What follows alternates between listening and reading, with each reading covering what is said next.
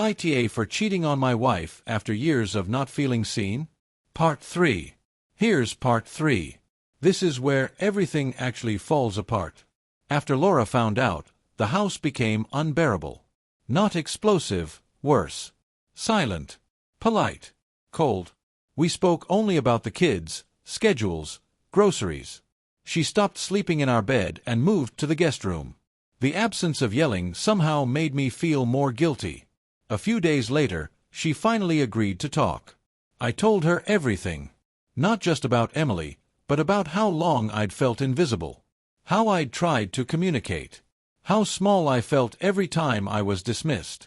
I owned the cheating. I didn't excuse it. I said I knew it was wrong, but I needed her to understand why it happened. She listened without interrupting. Then she said something that honestly stunned me. She told me she knew she'd emotionally checked out years ago. She said after our second child, she stopped seeing me as a partner and started seeing me as another responsibility. She admitted she didn't think my emotional needs were real problems, just inconveniences. She said she thought if she ignored them long enough, I'd adjust. And then she said, "But you still chose to cheat." Which, yeah, she's not wrong. We started marriage counseling again, this time seriously. The therapist didn't let either of us off easy. Laura was called out for emotional neglect and contempt. I was called out for betrayal and avoidance instead of making a hard decision sooner, like separation. Laura says she doesn't know if she can ever trust me again. Some days she's angry. Some days she's numb.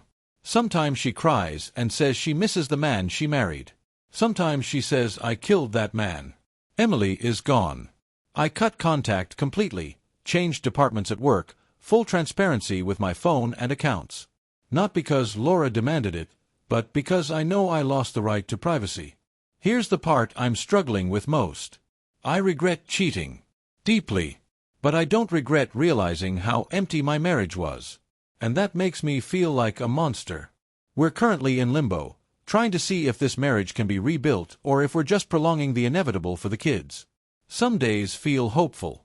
Others feel like we're just learning how to end things politely. So Reddit, after everything, the neglect, the cheating, the fallout, AITA for what I did, or just an asshole for how I did it.